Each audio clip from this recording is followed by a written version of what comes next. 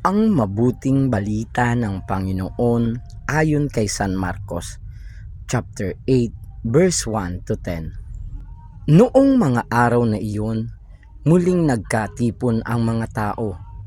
Naubos na nila ang kanilang pagkain, kaya tinawag ni Jesus ang kanyang mga alagad at sinabi sa kanila, "Nahahabag ako sa mga taong ito, sapagkat 3 araw na ngayong kasama ko sila at wala na silang makain. Kung pauuwiin ko ng gutom, mahihilo sila sa daan. Galing pa naman sa malayo ang ilan sa kanila. Saan po tayo kukuha ng tinapay dito sa ilang para magkasya sa ganito karaming tao?" Tugon ng mga alagad. "Ilan ang tinapay ninyo riyan?" tanong ni Jesus. "7 po," sagot nila. Ang mga tao'y pinaupo ni Jesus sa lupa. Kinuha niya ang 7 tinapay at nagpasalamat sa Diyos.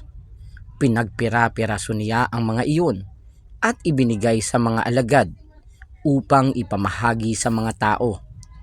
Gayon nga ang ginawa ng mga alagad. Mayroon din silang ilang maliliit na isda. Muli siyang nagpasalamat sa Diyos at iniutos niyang ibigay din iyon sa mga tao.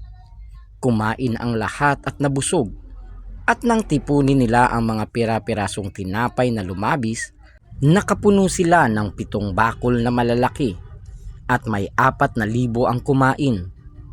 Pinayaon ni Jesus ang mga tao, saka siya sumakay sa bangka at nagtungo sa lupain ng Dalmanota.